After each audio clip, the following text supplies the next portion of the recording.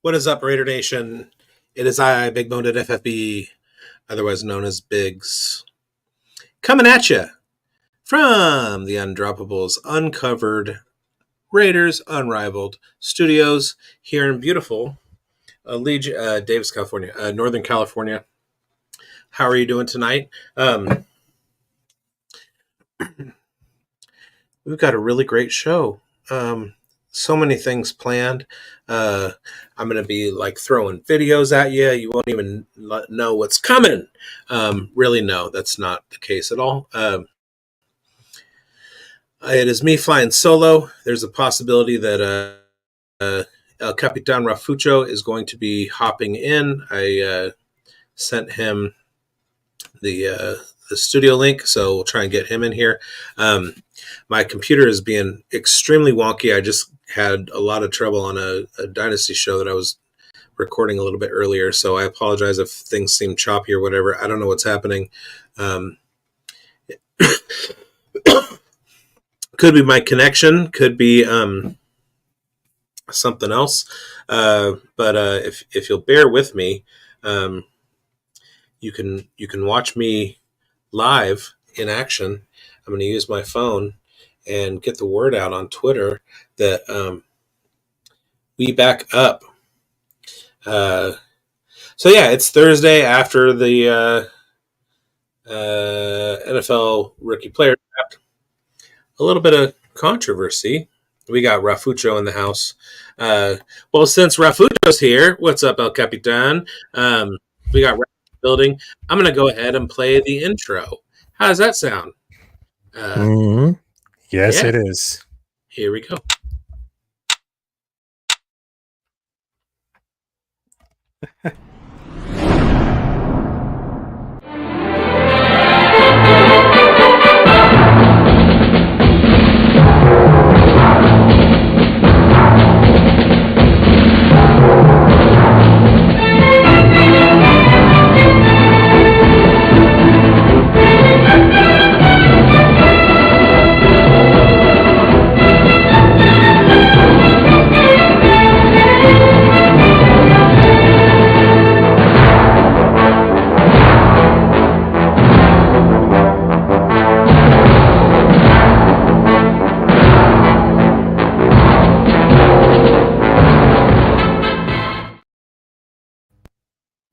And we rise as a nation.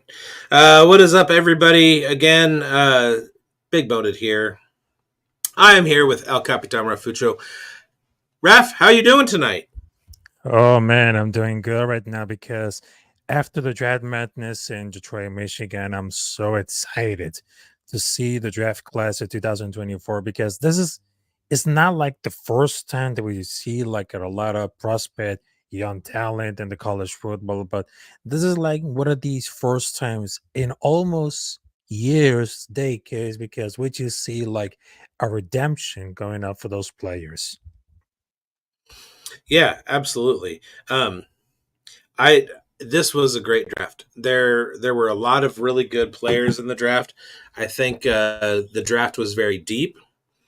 A lot of times you'll see guys who aren't even quality players in the fourth round, the fifth round. Uh, we were taking seventh rounders that could see the field in their rookie years, and that's not normal. That's not something that happens all the time. The wide receiver class was pretty strong. There were five guys that all could have been wide receiver ones in the class in other classes. We got a guy who's good enough to start day one on the offensive line. That doesn't happen very often. The last time we took a guy who was good enough to be a starter was Colton Miller, and he was coming off of injury. So the fact that Jackson Powers Johnson is going to be able to like step in day one and be on the field, I'm super excited about it.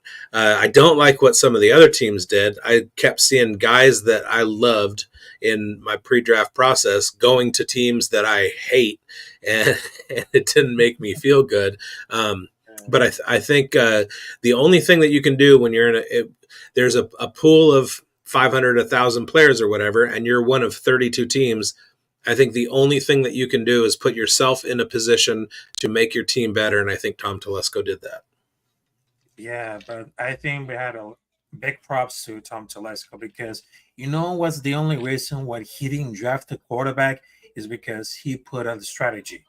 Let's put it out together for all the best players available in different positions: guard, center, wide receiver, running back, also tight end. But he didn't look at a great idea because they were going to fortify the roster over chasing quarterbacks. Because right now we had Aiden O'Connor and Gardner Minshew. And right now they just drafted six different quarterbacks in six different teams.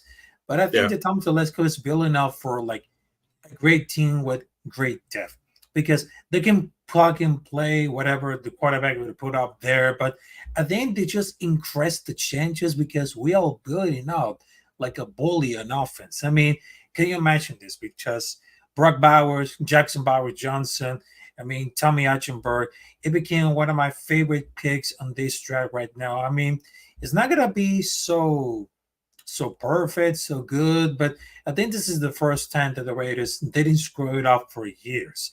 I mean, what did they say about for he didn't try it for ever tried it hard because that's because we just only bat you high enough to try it enough. Because who would have thought that is some common sense will so beneficial to a team that it cause all the attention? I mean, they're not drafted a quarterback. That's good, but we had to focus around for all the best players available. I don't know it's going to be center, guard, but because some of the Raiders fans, they just wanted to draft so bad at quarterback. But I will tell you this, what's going to waste so much time drafting a quarterback what it can use the experience to drafting the best player available, no matter it's going to be a tight end, center, guard, safety, linebacker. I mean, it's going to be like a really great talent. And Tom Telesco, he became like a solidification to see what players are going to be available to say, hey, I like this guy, I like this one. So it's going to be like all the strategy is putting defense first. Right. Yeah, and we didn't exactly put defense first. We put defense next. uh, we did take two offensive guys to kick the draft off, and I like that a lot. I do want to apologize. I'm having extreme technical difficulties with my computer. It's making everything choppy. I don't know what's coming across on the broadcast. But I did have, you mentioned quarterbacks. I had a big slide that I made that had the Raiders quarterbacks. I'm going through, I'm doing every position group. I'm making a slide for it. I thought I was going to have enough time today for this show so that we could talk about it. I'm not going to have enough time for it, so we'll talk about it next week. But I wanted to share the QB slide, and then I go over there, and it was not the slide that I made that was supposed to share. So I don't know what's happening. I've got poltergeists in the system right now, and I don't know what I can do about any of it. So let me just check real quick. I am plugged in and everything. Okay, so Raiders' first pick, Brock Bowers. I spent, I don't know, all day Sunday and part of Monday watching all of the Tom Telesco videos. All of the, I didn't have time day 1, 2, and 3 to watch his press conferences, so I did that on Sunday. Watching the players' reactions when they were taking the phone calls, watching analysis, watching tape on the guys that they drafted. And one of the things that I came away with was I was much happier after doing all that than I already was at the end of Saturday. Like I just saw, like, I mean, I'm happier now. I was already super excited about this draft class. And then once I like really dug deep into everything, like had time to kind of take it all in and process, I love it even more. Mm-hmm. I mean, you got it right. I mean, because I really thought that it's gonna be like, oh, it's gonna be disappointing. But in my opinion, right now, Brock Bowers it became like a steal pick because remember when we drafted Michael Mayer back in 2023 as a tight end from Notre Dame, and I almost got a reaction and say, "Holy." mother, because that was just like, because he was like one of the first options 3 years in a row that they just went undefeated. They just won back to back for the national championship along with Georgia Bulldogs. I mean, I know the stats were very down because he just missed a few games, but he showed out for insane toughness coming up for back 26 days after surgery to win the SA championship. Because if you can get it like a quarterback that makes life easier for your weapons, I mean, get weapons like made life easier. Because if Luke gets you as very good as the Devontae says, because it should be opening guys for every play. But I'm gonna tell you, he's one of the best prospects in the history of the college football. I mean, his ability is very insane. Can make like a make quarterback's life so much easier. I was very surprised at the pick, but no one thought it would be like available at number 13. That's much of a steal. But Right. they're gonna use it like a fair for a wide receiver, and it's a steal because they're gonna use it like Cal Pitts, and it's gonna be like a mistake. But no, because I know there's gonna be two options: explosion and much production. Because right now between Michael Mayer and Brock Bowers, I mean, there's gonna be like a great combination of aggression and production. Because Right. I know that they're gonna remember early drafting regimes because they can't really grade about it. But I think that was not too far beyond, because for me, because he was just like a football freak athlete. But I love it to say, because if you're gonna draft for value, instead of need, because they need change. A player can endure, but right now we get a need, because it was like an insane value of pick. It might be like the first round pick that we just made for a decade. I mean, after Khalil Mack was drafted at the first round, I mean, which is because right now he has some very palatable caliber, because he's just like a versatile playmaker, and he lives up to the hype. Will make like the offense better. It's just like because they just fell off for another quarterback, but they're claiming it because it's not a mistake. It's just like a big steal for us. Well, you brought up some good points, and you made me think of a couple things. First, I want to show I got this cup watching Michael Mayer score a touchdown Uh-huh. against my team Yep. in South Bend against the Cal Bears. So one of the things that you said is like super smart. If you're not going to get a quarterback to make things easier for your team, draft guys that are going to make things easier for your quarterback. That's exactly what happened. Second thing that you brought up that I want to talk about is best player available. So when it comes down to it, when you're like putting a team together, if every single time you have a draft pick, and say you have 7 or 8 in a draft one year and 6 to 8 in a draft the other year, if every single time you have a pick, you take the person that you have evaluated as the most talented player on the field, or on the board rather, without thinking about what your team's positional needs are, basically what you're doing is you're stocking your team with the best football players possible and then figuring out what to do with them, rather than looking at it and saying, oh, we have a need at this position, we have a need at that position, let's take the best guy at that position, even though there might be 13 or 14 guys who are better football players. Everything will rise to the top if you're taking the best players that you can, and your roster is going to work itself out. Teams aren't built on the draft. And that's one of the things that when we look at the draft and we get excited about the draft or we get upset about the draft, the draft is fun. We just we put a little bit too much stock in it, especially given the success rates that are out there, right? Team building is done in free agency. It's done in camps. It's done with player progression.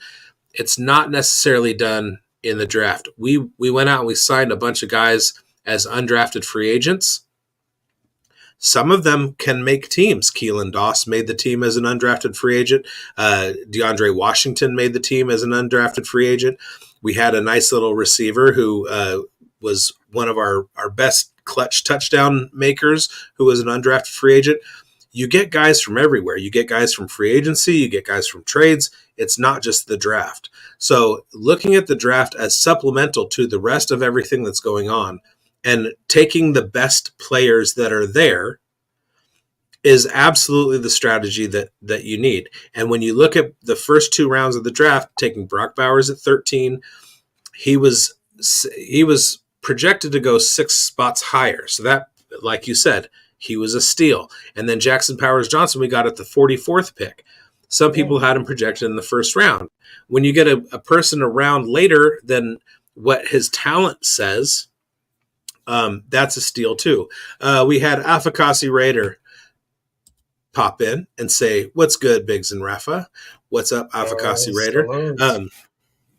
I'm gonna find you on Twitter and send you, make you part of the group for this show, and maybe you can come on our show sometimes too. It's a whole big network. It's Raider Nation. So what did you not like? All right, so for the draft right now, I mean, there was one player that he became like a speed demon, because the only point that I just misunderstand, because that was like Dicamian Richardson. I know that I just saw for the NFL combined, and dude, he was just like a speed monster. But I just really thought, because he just missing something. I mean, that was something that I was like, I don't know how, because he's too much of the energy right now, but I think because he's a cornerback for Mississippi State. And I know that it's something because he just improved with a lot of things, but I don't think it's gonna be like a very potential he can blow for the corners.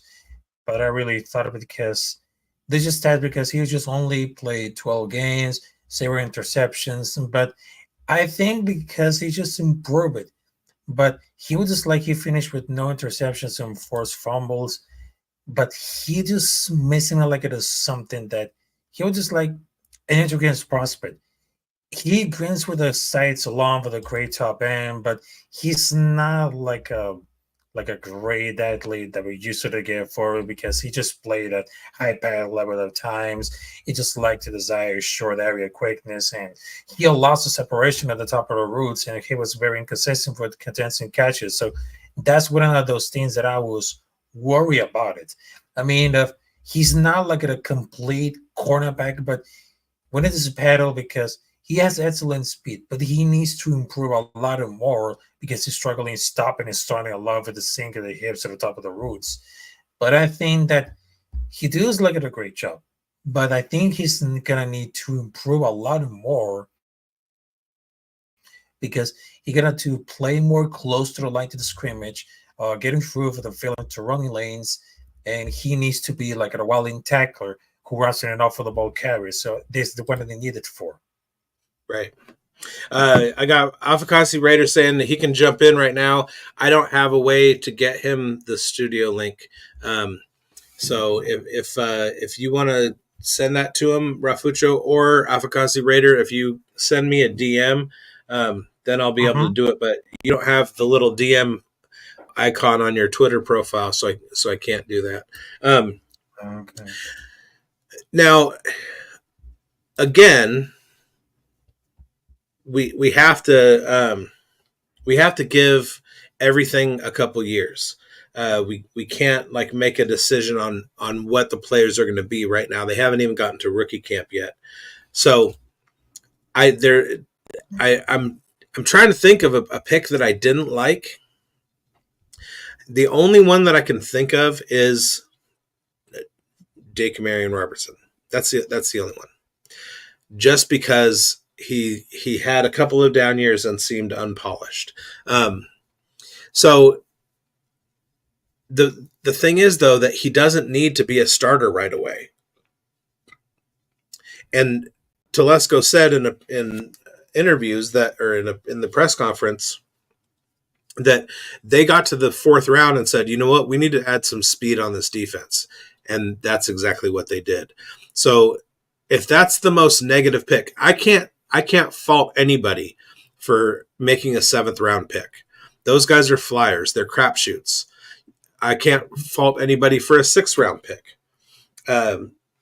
You can't, because those are the guys who, if you're talking 5th, 6th, and 7th round in the NFL draft, the only thing that you can do is praise after a few years if they make it.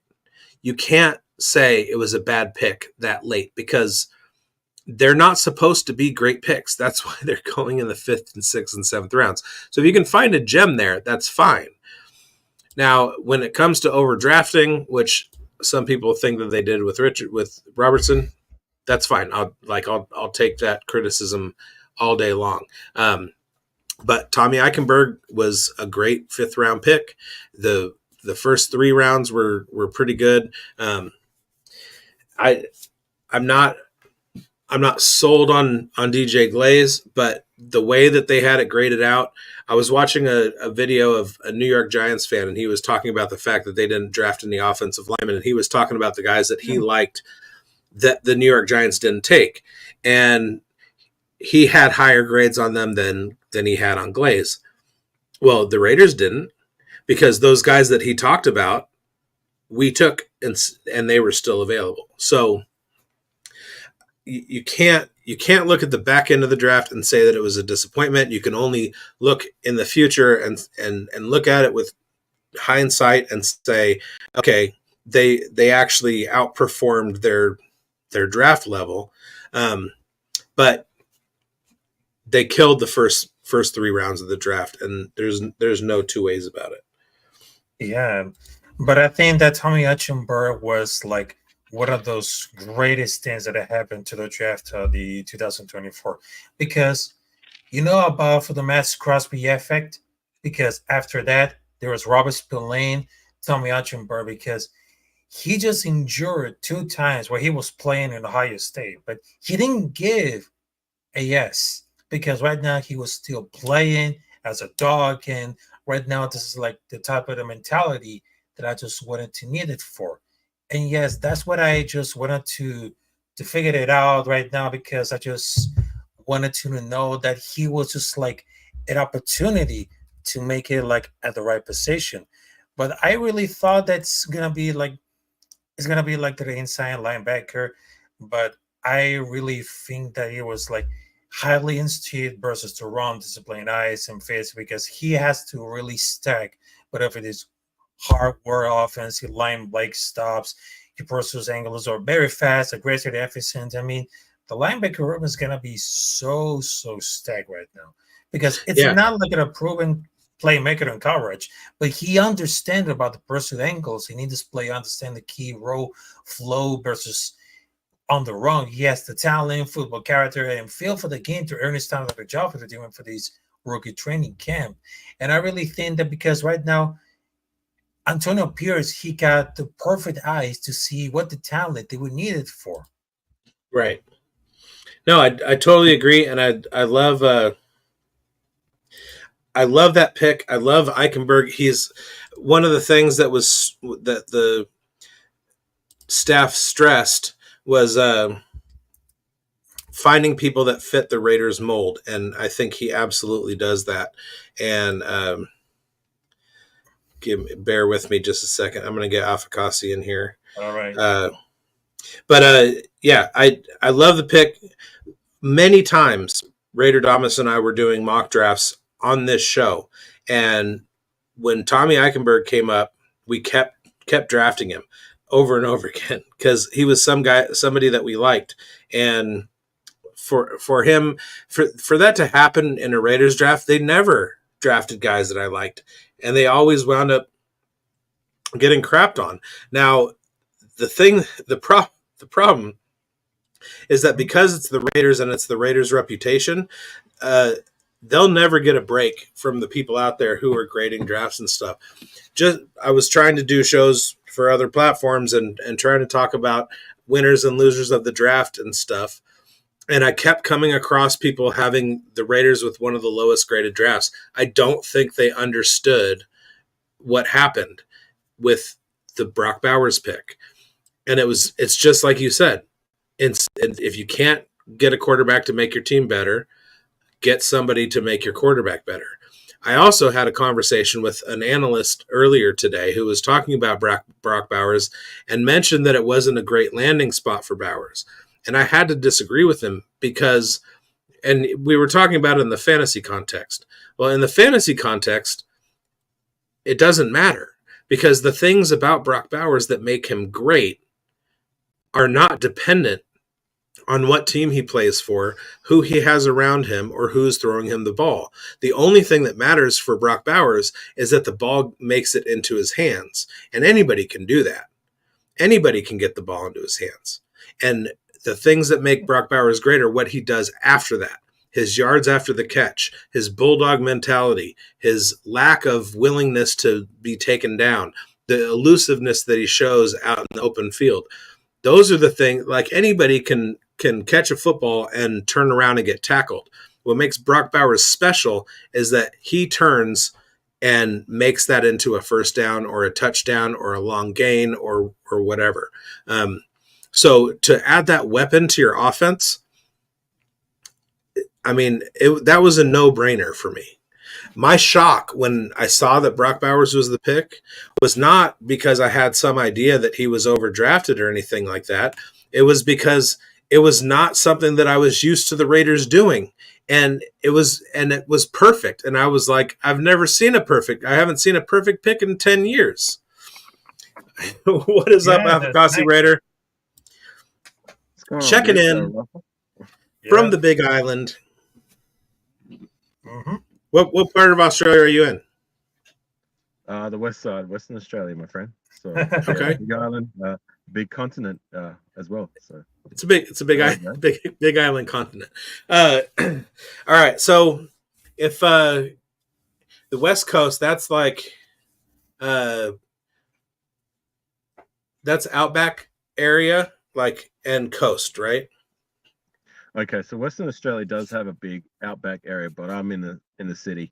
So yeah, like Western Australia is the biggest state in Australia. So yeah, that's where I'm situated. All right. Mm-hmm. And do you watch Nat's What I Reckon? I mean, Nat's What I Reckon. He's an Australian cook on YouTube. I gotta be honest. Probably not. He's amazing. Okay, so we're talking about our impressions of the draft. So far, you probably heard, we talked about, basically, we've all gone over the things that we liked about the draft. What are some of the things you didn't like? Gee, there's not too much that I didn't like, if I'm going to be honest, when I marinate the draft class as a whole. I mean, they picked the best player available for the most part in key areas of the draft. They did address need as well. Maybe, I don't know, take a flyer on one of these QBs in the later rounds that were like, possible scenarios where he could come in and compete. But, if they didn't go in that direction because they felt like if they were going to take any of these other quarterbacks outside of the two guys in the first round that they had their eyes on, then to me it signifies that they would have just settled for these guys. And if they were just picks that they were settling on, it's like, well, why not take guys that we believe that we can actually do something with, rather than take a flyer on a QB who may just sit there as a third stringer or may not even play. You know what I'm saying? Right. Like, so honestly, maybe that and maybe a running back, maybe a little bit higher than where they took Dylan Lorby, but maybe that's a sign that they have full confidence in Zamir to be the guy, and we just needed a spell back, and Dylan Lorby on paper fits what they're looking for, if that's what they drafted him to be, like a spell back, so to say, that can catch out of the backfield. Hopefully he can block, like you were just talking about. Like in yesteryears, we had DeAndre Washington and Jalen Richard. I mean, that was Jalen Richard's MO. Like, to me, I beat the drum that he was the best pass protecting running back I had seen on any team for a long minute. I mean, name one better. So yeah, I mean, if he can slot into that role, because it's going to be up for grabs. He's going to be competing with the likes of Amir Abdullah, the next coming of Bo Jackson, Sincere McCormick. Other guys like Britton Brown and I don't know if I'm missing anybody, but there's going to be some competition there to fill that void. So yeah, there's not too much. Like these are minor grabs for me. what I really liked about the Dylan Law pick was when Tom Telesco was talking about it, and they discussed his ability to play on special teams, and that's what they were looking for. They're going to explore using him as the kick returner with these new kick return rules. Right. He has experience as a conventional kick returner because that's what he did in college. But with the new rules, they were like, we don't know what's going to fit better as a profile for a kick returner, a wide receiver type, or a running back type, kind of like what Jalen Richard and DeAndre Washington were, or a hybrid kind of guy, like a Cordarrelle Patterson who can, line up anywhere on the field or whatever.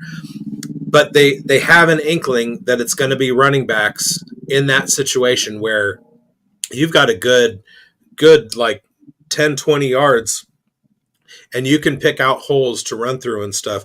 And when we talk about DeAndre Washington and Jalen Richard, the results speak for themselves. Those guys were part of a playoff team. And that's one of the reasons, because you had Latavius Murray and then you had those two guys filling it out. And that's exactly what Dylan Lobb's going to be able to do. I don't have any faith in Alexander Mattison. I think that he's probably better than I think he is. But my perspective is very much clouded by fantasy football, and probably like in a real NFL context as a relief back for Zamir White to make Zamir White's job easier. I think Alexander Mattison is going to fit in just fine. Give him the ball a couple times, let him run into the backs of the offensive linemen, and just to give Zamir a breather, and I think he'll be okay. Fall forward for 3 or 4 yards, that kind of thing. He's not going to be dynamic. We might see a couple of nice plays out of him or whatever. But yeah, the problem with this running back class is that there were problems. There were red flags from every single one of them. There was no running back where it was like you could look at them and say, okay, this is what we're going to be doing. Like I would have liked Will Shipley instead of Dylan Lobb. He would have come a little bit earlier. At quarterback, I wouldn't have minded a flyer on Jordan Travis. I thought he landed in a great spot in New York. He can work himself back after his injury behind Aaron Rodgers. He would have come in and with a third round draft capital and competed. And I don't think that would have been good for him. So I think we were better off not taking him. I didn't like any of the other guys. I'm glad Bo Nix went to Denver. I wouldn't have spent any draft capital on Spencer Rattler whatsoever. And I was telling Raph, I spent Sunday and Monday watching as much stuff, just processing the draft and watching as much content as I could, interviews, old tape of the players that we got. And I like the draft even more than I did when we talked this weekend. The more I dig in, the more I'm fully bought in on Telesco, and the more I like what happened. Yeah, I mean, because what I just told before, that Tom Telesco, he got great experience, great knowledge, and then boom, it just made it to the right choice. And I think because after all these years of good picks, bad picks, this is the opportunity to take it all, just risk it all. Because one of those reasons we didn't draft a quarterback, because how the hell we going to draft a quarterback? Because right now we just had Gardner Minshew in the corner. So they can really prove it at themselves that it's going to be like a Super Bowl between Gardog or AOC. They're going to happen. But what I'm just thinking about for the strategy is because if Tom Telesco was stepping in this right here to say, hey, I just really like that guy, because he just spent a few times watching the film study about those players. And what I just saw for the game, Oregon versus Washington for the Pac-12 championship, he became a monster for the case of Jackson Powers Johnson. And everybody thought that, they could have drafted Bo Nix. But Bo Nix, he doesn't have the mobility to get in on his feet.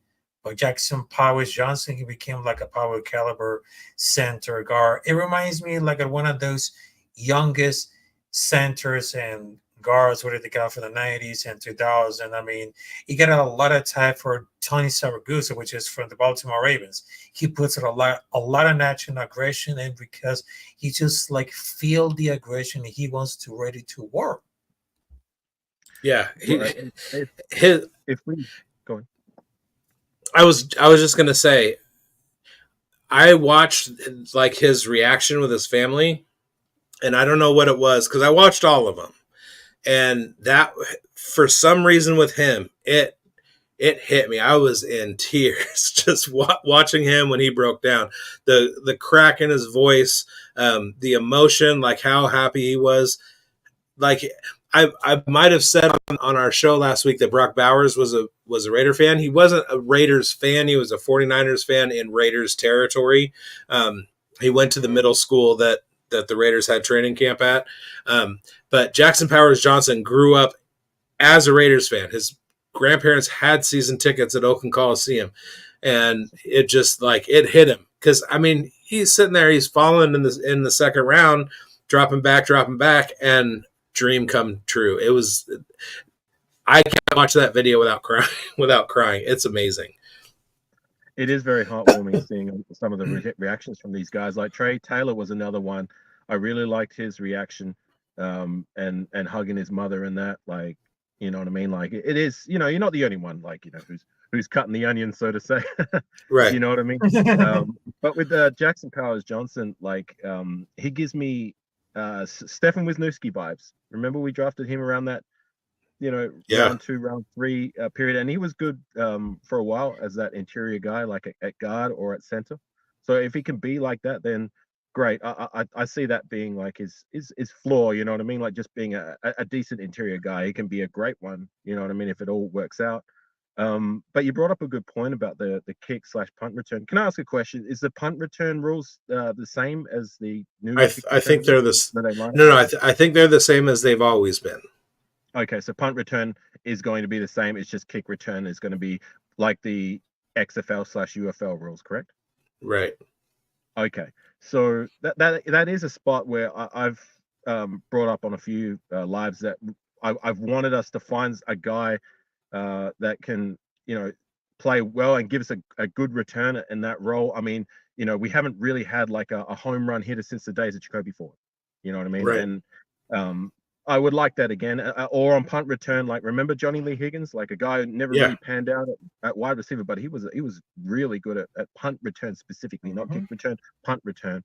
So we have brought in guys that can compete. Like I'm still hopeful that Trey Tucker, like that's a role that he can. I mean, I think that would be a perfect role for him, being that he's a depth wide receiver, but like he has the speed and the production at the collegiate level at that spot. So I would like to see him try and make that as his own. But if not, like we've got Dylan Lorby, to your point, and even that's other 7th round guy, MJ Devonshire. I mean, he gives me TJ Carey kind of vibes. Remember TJ Carey, another 7th round guy that we took back in 2014, who actually, you know, with all things considered, I thought did a good job. I mean, a 7th round guy is like you never usually, you don't really get much juice out of. You know what I mean? Sometimes more often than not in recent history, they don't even make a roster. You know what I'm saying? So if MJ Devonshire could be that TJ Carey, a guy who can be a role cornerback or fill in at punt return or make that his own. You know what I mean? Or if it's Dylan Lorby, like I just want it to be somebody we have on our roster who can do the job, but not just do it, excel at the role, who can take it back to the crib at any time.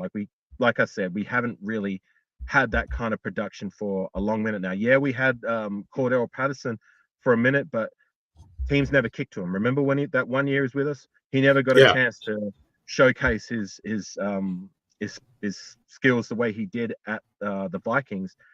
We had Dwayne, was it Dwayne Harris that we had? Dwayne Harris for a minute.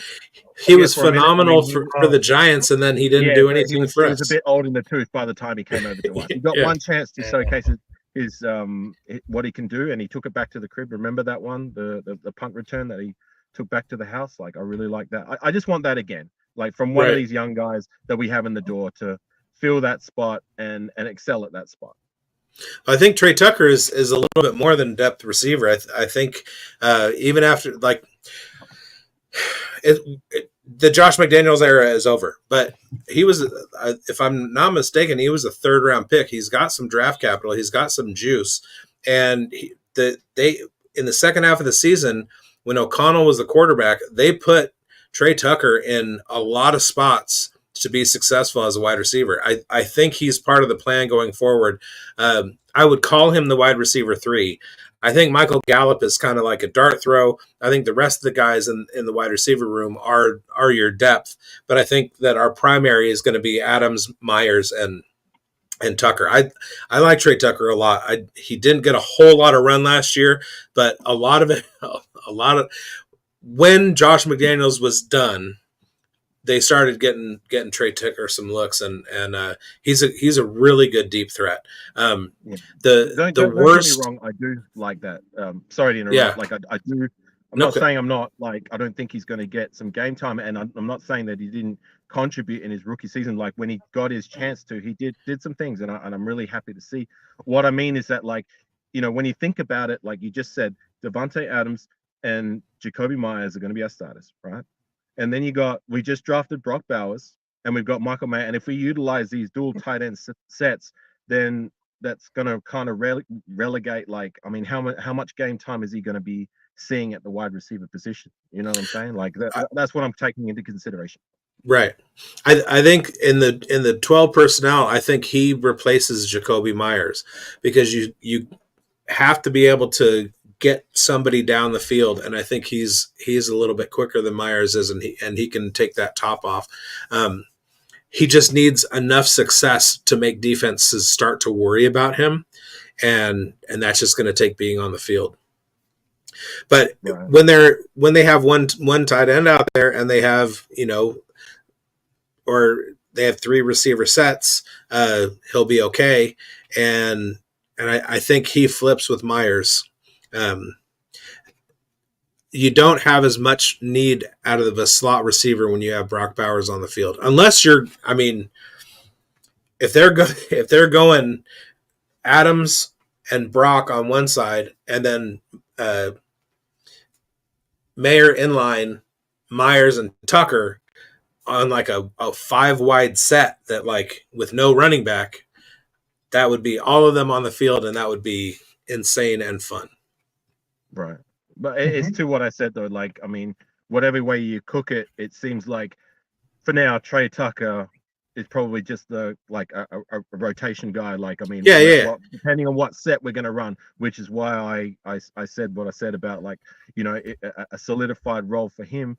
Like, I'm hoping would be the punt kick returner, and if it's not him, then like one of these other young cats we brought in the door. That's all. Yeah. It was a semantic issue with our interpretations of the words depth and rotation. I think we're thinking of it in the exact same way. It was the word depth. I wanted to give him a little bit more credit for that, than that. But to your point, you're absolutely correct. Like, that's where he's at. I tend to like on punt returns. I like a defensive back to be the punt returner. I know we went away from that, especially when we had Hunter Renfrow in the building. What's up? Where is Hunter Renfrow going to land? All of the places that I thought he might have a shot, they all drafted wide receivers. Are we going to bring him back? Maybe. I don't know. Word had it, like, this is just rumorville. You know what I mean? Like, and it might make sense. Like, maybe there's more issues with his health than what we know. You know what I mean? Well, I mean, a guy who's had quite a good degree of success when he was at his best. You know what I mean? Like, and he's still there on the free agency market. You know what I mean? That might tell you, like, there's more to his health than what we know. You know what I mean? Remember how many the concussions that he suffered. And my background is Muay Thai. I did 10 years of Muay Thai, and I suffered quite a few concussions. The worst that I ever suffered, it took me 5-6 weeks to shake off completely. You know what I mean? And, you know, it's not something that, like, you know, that's not, I mean, there's a lot more awareness these days when it comes to like head injuries and concussion protocol and that. It's not just a case Sure. of he'll be right, just chuck him on the field. You know what I mean? Like they're a lot more cautious with it these days, with a lot more awareness and the amount of lawsuits that have been coming out in the last 10, 15 years, as opposed to back in the 90s and 80s. You know what I'm saying? So Yeah. it might make sense as to why he's still there. Like maybe there's something more going on. Like the rumor was that like he may be looking at retirement. But Yeah, like I said, don't take my word for it. But Oh no, it kind of makes sense. Like if he's you still made a there, flag they're going plant. to- That's what we're going with. Hunter Renfro is retiring from concussion syndrome. You said he it. may not retire, but it might be like something he's still continually having to deal with, which is why he's still like, why is he still a free agent? A guy of his Right. caliber. It makes sense. Michael Gallup is a similar wide receiver in the sense that he has had success before. He had a 1,000-yard season, followed it up with almost 900 yards. Then he tore his ACL. Hasn't been the same since. Nothing close to 500 yards since then. And then through the free agency process, doesn't get drafted until after the draft. So, or doesn't get signed until after the draft. So Hunter Renfro could be in the same boat. A lot of teams looking at his medicals going, I don't know about that. So, yeah. In that case, for the Hunter Renfro, I mean, it's just because they just wanted to know about for the career, because they just wanted to do something he wasn't good at. I mean, they just lost it about for the confidence and concussions. They just took like the snaps away. I mean, that was like third in Renfro with the Lions, because he was just like at 1,000 yards. Isn't like considering that he was very consistent them for number one. I mean, first they're just getting rid of Derek Carr, but I think that it's no joke about for Eli Slaw, right receiver that'll catch everything when the chips are down. Now he's gonna be retired for the next year. But I think that he's, because the only issue about it is limited plays over the last few years, what's not very perceptive value than other teams. But with a significant injury story and ball security issues, I mean it's not getting working because small slot wide receivers are not involved like in the NFL, just like were like 10 or 3 years ago. I mean, the defense had too much speed nowadays. Now the game involves. But right now, for the case of Hunter Renfro, partly due he was suffering early in 2022 at the end of the Cardinals game. Why they didn't stick it to Las Vegas? Because he was seemingly like scarily outside for the 100-yard of the season. But it looks like because they wanted to get rid of the starting slot receiver, because some people just wanted to absolutely right technician. But obviously, he's still circulating in the free agency, but he wasn't like at a heading drop with a significant interest in the South, because did he spot taken by Trey Tucker? It was very simple, because I wanted to love it about it. I'm very confused about for the chopping average because it was reliable. But they just ran off of against the cars with a field goal range where they got Hunter, got layoff, because it hasn't been the same. right. Yeah. And obviously, like, our hearts are all with Hunter. If he does retire, bring him back and have him teach our wide receivers how to route run. Right.